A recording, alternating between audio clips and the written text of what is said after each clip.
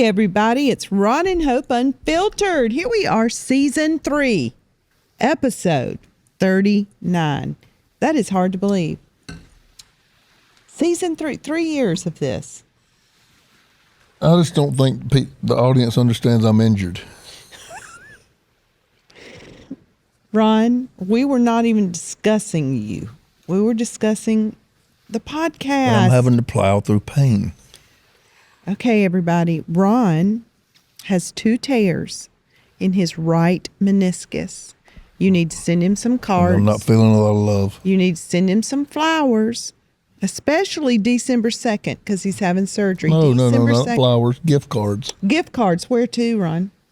What you like? I'm easy. No, you're not. No. What do you like? I got my legs stretched out. I'm in pain. I think Ron loves Amazon. Send him some Amazon gift Ron's cards. never gotten Amazon in his life. But I could help you figure it out. I know how that will go. Well, you could send all the cards and Tell them what the letters. surgeon said, though. I've actually got to have an operation. I just said that. I don't know how I heard it. It's called age. I don't know how I heard it. No, she said you most likely had injured it at one time or another. One thing I was always so proud of is that I was a receiver. Oh, Lord, Receivers are notorious for knee injuries. Here we go. And then I was a basketball player, and I broke 18 bones. I've had numerous injuries, but I never, ever had a knee injury. Till now. I've seen people with knee injuries. I know the grabbing the leg and the intense pain. I have never had that moment. So I have no idea. I have 2 tears in my meniscus. I'm telling you. You said I did it. I think when we were scuffling. Scuffling. I think me and you scuffling, I might have torn it. I think I might have tore it. Okay. Me trying to get away from you. Nonetheless. And hurt it, twisted it. You have hurt your knee. I have. And you got to have surgery. So, December 2nd. We were going to try some new things, but they said it wouldn't help, right? Right. Going to get some injections. They were like, no, that does not fix a tear. It'll help the inflammation. So, Ron had to be conquered. What that mean? That means we had to team up against you, me and the doctor, to get you to have surgery. I don't want to have surgery. Guys don't like surgery. Baby, I don't think anybody does, but sometimes you have to. Women kind of elect to do it. Well, men do too. No men elect to do it, really. Really? Not really. Yeah, they do. Well, anyway.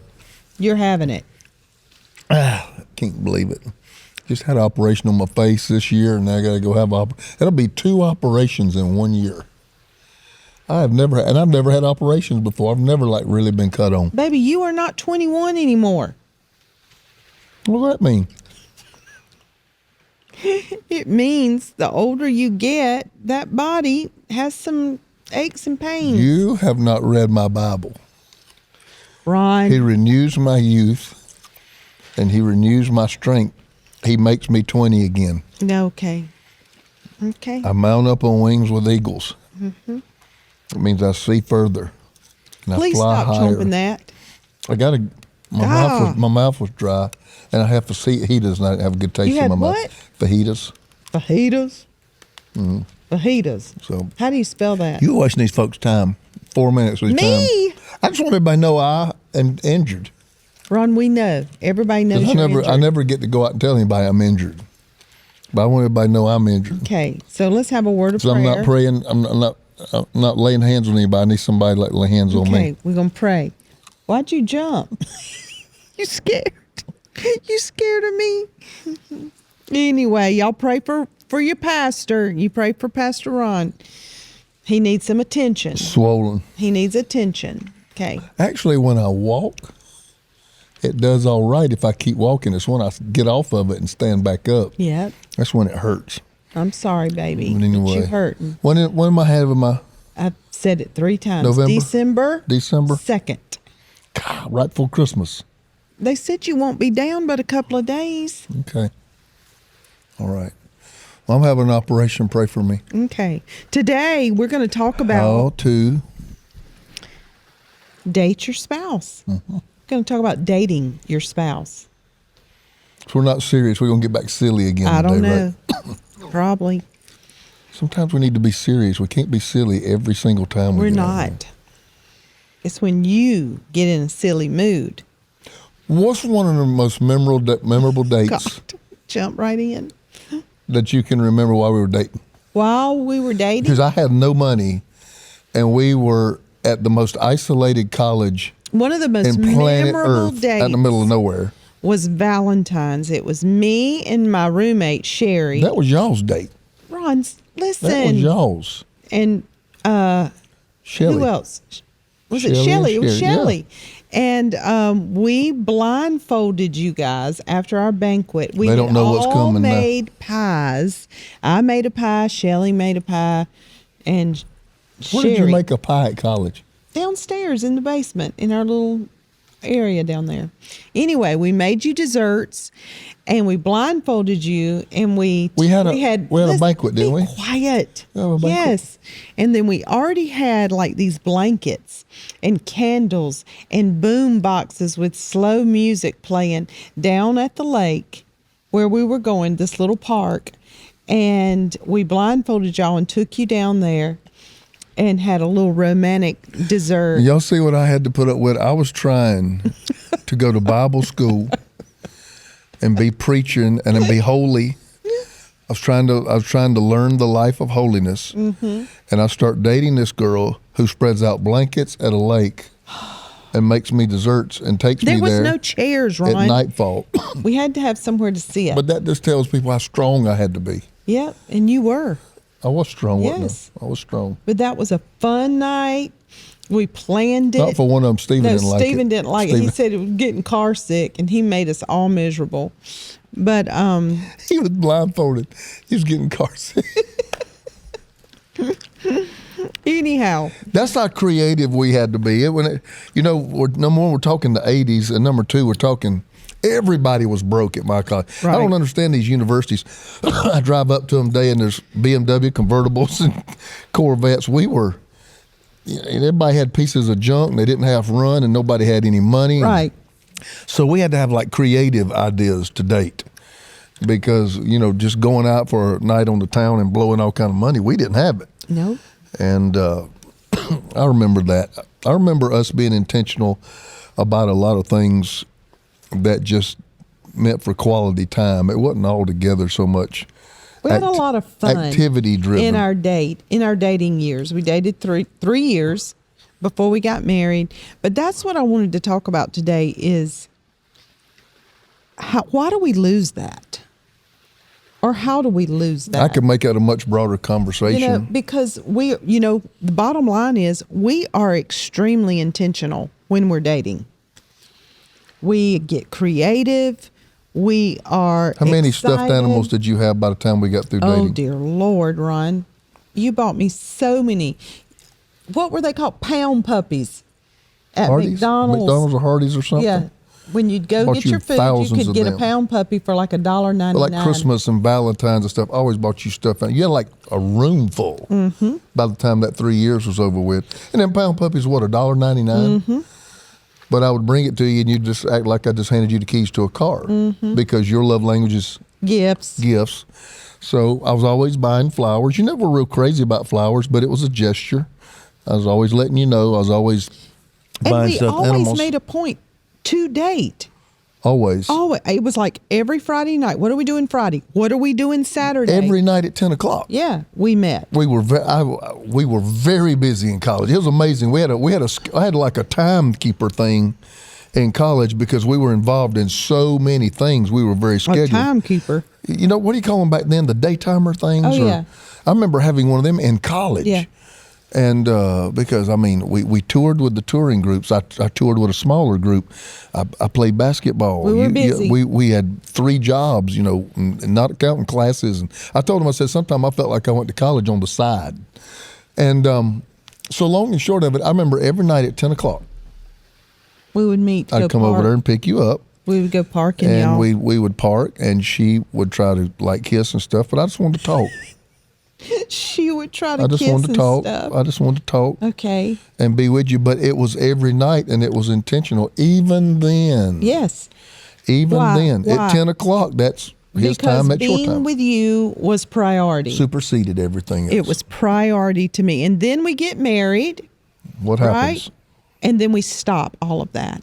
All of that stops. The priority, I guess we think because we're living together, that's not important. But there have been so many divorces because the person doesn't feel prioritized. The person doesn't feel valued. Can I hit something that I think is a myth? How many times did we hear when we were dating and when we were young married, enjoy it, enjoy your youth, because you're not always going to feel like that. Mm-hmm. Okay. I admit, I don't think I'm a normal guy, Hope. I don't think I'm wired normal. There's been times I've been mad. There's been times I've been hurt. There's been times I've been disappointed. But in the regular day in and day out of our marriage, I have never had a day ever that I woke up and didn't feel feelings for you. I've never experienced that day. I'm not saying it's a cop-out because I've heard it so much. It must be the mass numbers of people experience. I've heard it from Christians. I would hate to be in a relationship where it was commitment only, void of feelings. But I do a teaching at our marriage conference that talks about, the different kinds of love. And so many people do say, when you lose the butterflies, commitment kicks in. But No, I believe that. I do too. I believe that. I do too. But there is something in the natural that you can do to keep your feelings. And that's called being intentional to sow into the other person's love tank. And that's what we're talking about in dating. It's the intentionality. I think we, by nature, the nature of our ministry, we attract probably a crowd that deems themselves as somewhat spiritual. I think there's some things we over spiritualize. For instance, physiology. Okay, let's move. You can't remove God from anything, but let's take the church Christian life element out of it. Let's take the agape love of God. Let's remove all that in a minute. Psychology data, wiring you up, says when you kiss longer than 8 seconds. Because at the 8th second, there is a huge release of dopamine in your body. And other things. That builds significant feelings of bonding.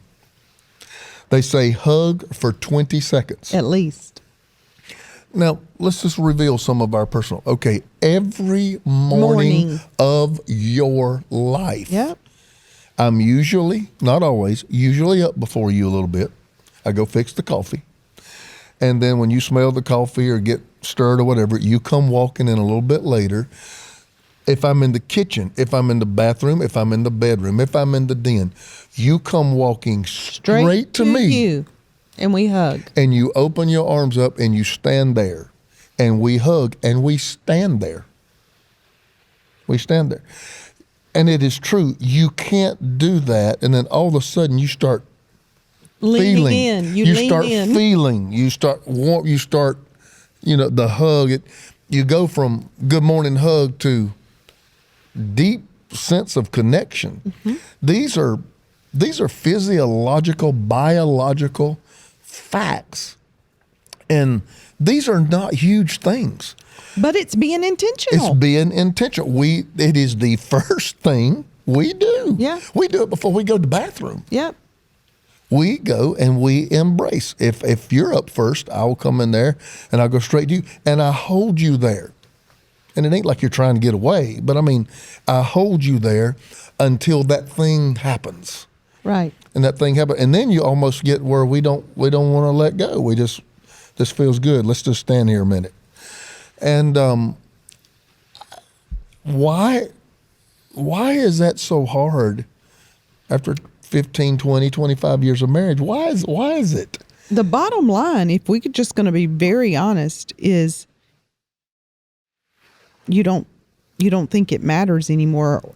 You haven't made it a priority. You haven't seen the benefit of it. You think it just maintains itself, or And it just happens? It does not maintain itself. It's just like our body. Our body does not maintain itself. We have to maintain it. A house doesn't just stay clean. You have to clean it. So for a marriage to stay in love, you have to do certain elements. Okay. I attempt, and we're not the marriage gurus, but we got a good one. We got something to say. We've been in the best of times, and we sure enough has been in the worst of times.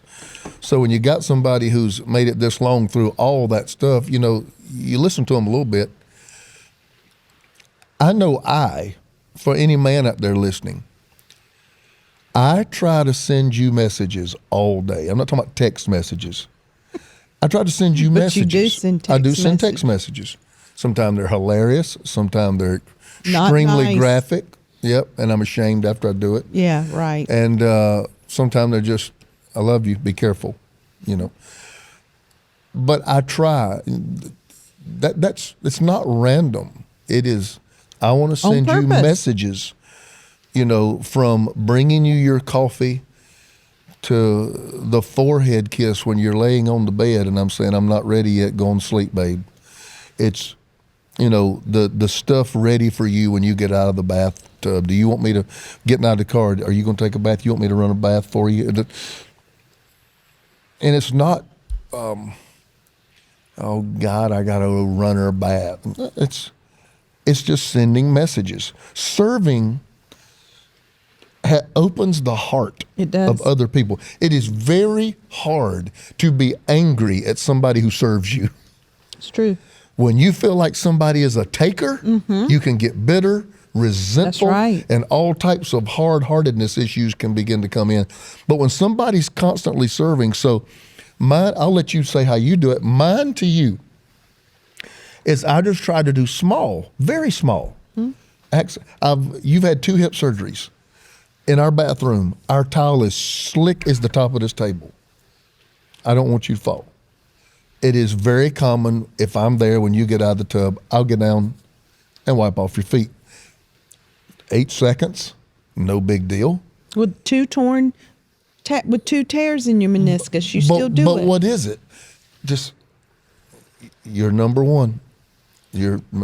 I'm taking care of you. You my baby. You know, it's just, and my goal is all day long, from morning to that night, you're hearing something or feeling something that says, this guy is nuts about me. He is nuts about me. What do? I'm going to put you on the spot. What are some things you want to do that you know this right here means run?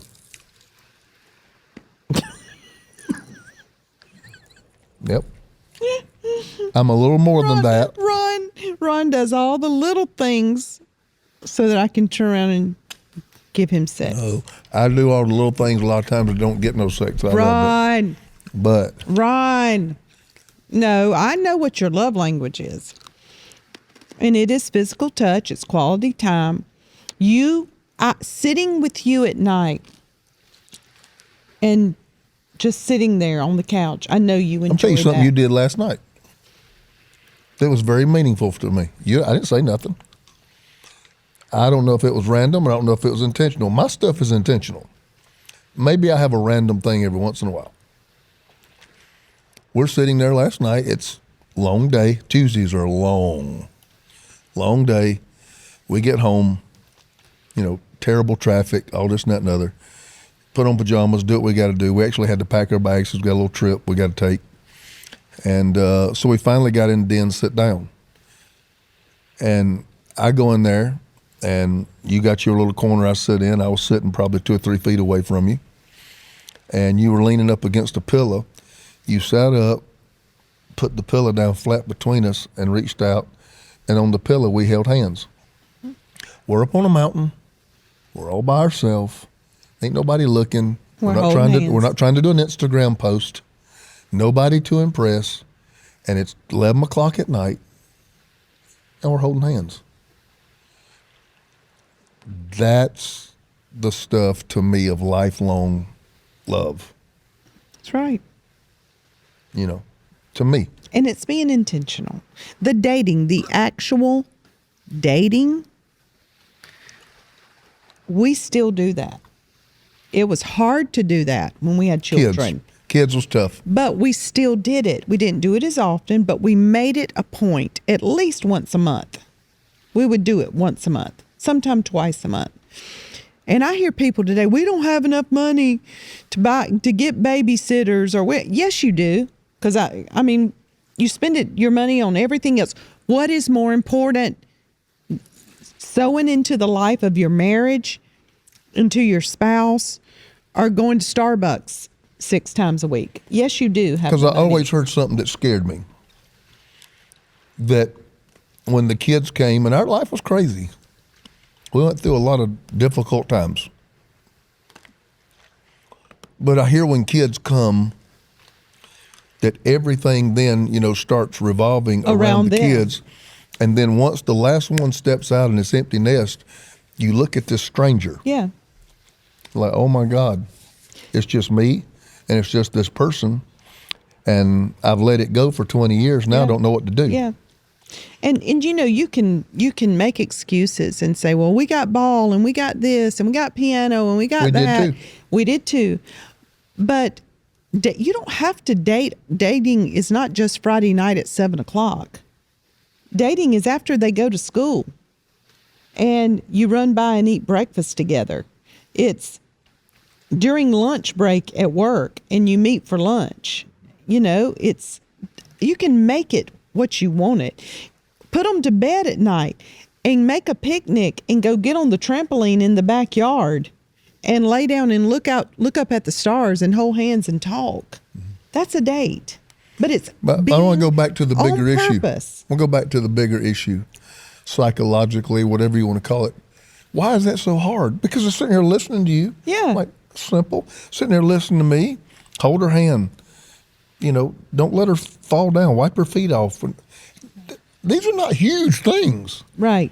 Why is this so hard?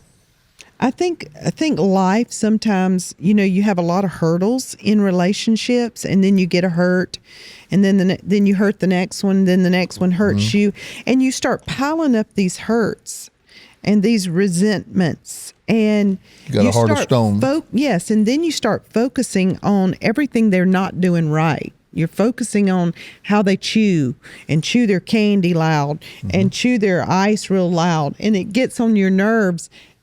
And you start letting that be your focus when that should never be your focus. We all got hang-ups and we all got pain. In love, we have to really actually walk out that 1 Corinthians 13, keeping no record of wrong, expecting the best, hoping for the best, hopes all things, believes all things. Yep. Right. And, being slow to anger. We've counseled so many pastors and wives, but other people, but a lot of leaders over the years. And when we start delving into their marriage, and we've been in some rooms where it got bad, and where we were brought into somebody's marital problem, and all of a sudden we'd like, woo, we have stepped into a hornet's nest. Hornet's nest, yeah. I noticed over the years, I used to preach a message on small things. You remember that message? I do. I've never had anybody come in my office and say, Pastor, we're getting a divorce. Why? Because he won't take me on a Caribbean cruise. Never had anybody say, we're splitting up. Why? Because I want a Bentley and he won't buy it. I have heard this. We never hold hands. We don't talk. He never spends time with me. He don't me. ever spend time with me. We don't communicate. I don't ever hear big things, but the Bible even said it's the little foxes it's the little foxes that spoil the vines, and it's the flies that get in the ointment. And so I think we might try to do the big things right, and during the big things right, we overlook a million small things. Yep. And if I go back to what is really meaningful, It's when you had to go do a Come Higher conference, and I ain't crazy about you being gone 2 weeks in a row because I like having my wife around. And then I get up that morning, you had to get up at 5, go catch a plane. I got up at 7, and there's a heart with lipstick on the mirror. I always do that. That is so, oh man, that just. Anytime I have to Bring it leave on. before you, I take Bring my it on. lipstick, do Bring a it on. heart, and tell you I love you. You have drawn some dirty pictures I at times. have not. You have, and I'm embarrassed and I'm You are ashamed of you right now. dreaming. You've drawn some things on there that was childish. Mm-hmm. You shouldn't have done it Really? looking back on it. That's right. But But you, like you were just saying, message. you look at the big things and forget the little things. When in That your took you office, 30 seconds. In your office, and you say the woman doesn't talk about the Caribbean cruise he hadn't taken her on. You don't talk to me. You don't smile. You don't, spend time with me. And then he'll reply, or she'll, vice versa. He'll say, well, I don't cheat on you. And I don't do drugs. The big things. Yeah, it's the Big things. Thinking, well, I don't do, these big things to you, but do you do the small do you things? do the small things? It's not the big things. It's always the small things. I don't remember how many different nice cars you've had. Oh, if you start held a gun to my head. And I don't either. But I remember don't care. notes. I remember things you said. I remember things you do. I remember times walking down the beach. It didn't cost me any money. We just walked down the beach. I know times sitting out on the back porch and talking about how close the moon looks to. But I do. And those are our love it times. that you're also intentional. Like tonight, you're taking me out of town for Yes, 2 I am. nights, and we put those on our calendar every 3 months. Every 3 months, And everything- we take 2 nights, And y'all. everything that It's don't not get hard. done, everything that don't get done has to wait. Yeah. Because I'm not answering the phone and I'm not doing the work, and they know it here. Whatever, you better get me before I leave, because these 2 days I'm not answering the phone and I'm not doing it because she's got my attention. And so here again, I just go back to, dating your spouse, the intentionalization of little things that keep the dopamine high, Right. that keep the wow. And you better believe in when we were dating, I was going to shave my legs. I was going to have my hair fixed. I was going to be I planned Them toenails my are gonna be outfits. red. I planned what I was going to wear. And when we get married, we just sort of Turn it loose. turn it loose and we're blah and we You don't never care. did that. You never did that. I have not done You that. never did that. You've not done that either. I told you I always appreciated the fact you cared about your presentation to me. Not just your presentation, you cared about your presentation to me. Right. And I always appreciated that, because we've counseled others where, well, you know what, he's let himself go so bad, and his health. But and, you do and talk about my hygiene has slipped lately. Well, I wasn't going to uncover you. I was going to cover you, and you went and revealed yourself. You'll say, Hope, You gonna wash that hair? you going to wash that hair today? Because we're sitting there watching TV, and I got my fingers in it, and it's like, Stop. Stop it. when I come my hand out and it's greasy, I'm like, you know Hush. what, baby? We might need to quit putting dry shampoo on it. Okay. What they used to do back in the old country, folk put baby powder We on put it. baby powder in when our it was hair. greasy. You Yes. If you had blonde hair, we you got sure people. could. We got city folk watching us that are like, what? Have never heard of They that. They love us. would. If your hair was greasy and they have time to wash it, they would put baby powder on your head. If you had blonde hair. Yes. Y'all, let's just summarize it. Let's summarize this talk today. Summarizing, this is what Ron would say to the young couple or the older couple who feel like they've lost it. Sometimes a marriage ending up in the right place or returning to the right place is not $1 million of therapy. Sometimes it is making the decision. The things I did when I was falling in love, I'm going to do to stay in love. Because it all obviously worked. Right. I'm going to do to stay in love. The thing that drew you, the thing that you did to fall in love worked. So why not keep doing it? Yes. What have you stopped doing? I wanted you to feel special. And, 34 years later, I still want you to feel special. I don't ever want you to feel like you have to go somewhere else to feel special. I want you to feel special at my house. And so those are never big things. Because of the season of life we're in, we get to do more nice things by far than we did back then. But whatever we had the resources to do, we did it. Yep. We did it. And I would just say it's not the big things, guys. It is a million little chances to stoke the fires that we gloss over them because we don't see them as significant. And I would argue they're all significant. They are. They're all significant. All the compliments are significant. Clearly, you see there's a void if you've stopped doing it and you don't have the butterflies and you don't have the feelings. Why not try it? Why not implement it? Put it back into practice and see what God can do with it. And if you have gotten a stony heart or you sense that your spouse has it, before you start it, it might seem disingenuous unless you first own, I haven't been doing this.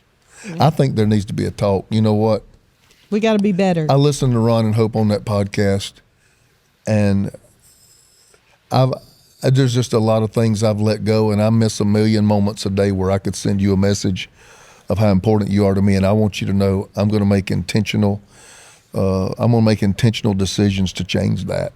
I think sometimes you got to kind of pull the you got to kind of, and there may be some tears and some owning it involved. It may even be a little bit of a tense conversation, because if you've gone 10 years going through the motions feeling like you have not been valued, you kind of got to deal with that. Might have to have some hard conversations. You got to deal with that, and then come around and say, I'm asking your forgiveness, and from this moment forward, be patient with me, because I'm going to try to make sure that I don't overlook the small messages I can send throughout the day. And Hope, it's just not hard.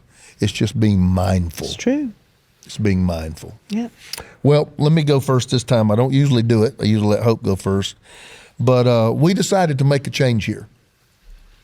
We enjoy doing this, and we're glad you guys are here, so don't cut us off right yet. We were stopping and advertising for other companies. Mm-hmm. And we just said, you know what? Why don't we take some time and let people know what we do? And because we feel like what we do has benefit. And I'm very content driven. By content, if you go on my social media, I don't care much about foolishness. I don't care much about games or even trying to be funny. I care that what I say is helping somebody. So I've taken 30 years of teaching and archived it in something called The Vault. You can only get it through the Ron Carpenter app. If you download the Ron Carpenter app, you'll see it. It is a subscription, but that subscription helps me pay for all the management fees and the getting this stuff digitally remastered all the way back to the cassette tape days.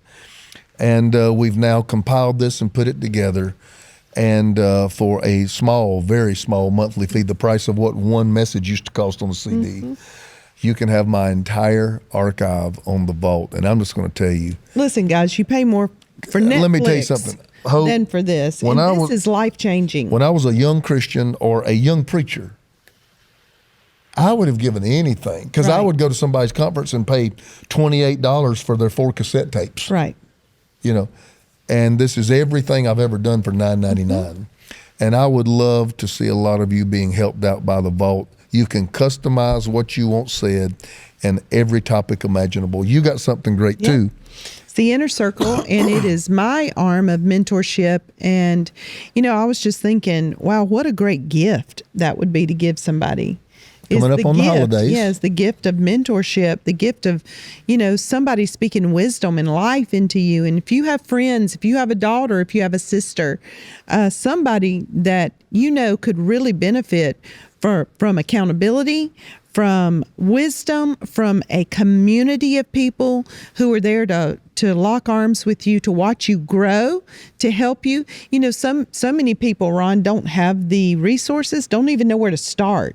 So I think that's one of the most valuable things in being a part of a mentorship group, is somebody facilitating for you your content. So I've got that for you. I'd love for you to join. It's called Hope's Inner Circle. Go to hopesinnercircle.com and join. You get my book for free and your first month for free. So sign somebody else up. Be a blessing to somebody else. I watch you do it. I've done it with you. The content is phenomenal. And seeing the work that you've put in it has been somewhat inspiring. I'm really proud of the way you've done the Inner Circle thing. It's really, really great stuff. And you know what? We love our podcast community, our podcast family. In some ways, it's a little different than even our church family. But I hope whether you're laughing or whether you're crying or whether we're being serious, we're blessing you in some way every time we get to talk to you. And it's Ron and Hope Unfiltered, real, raw, and relevant. Catch you next time.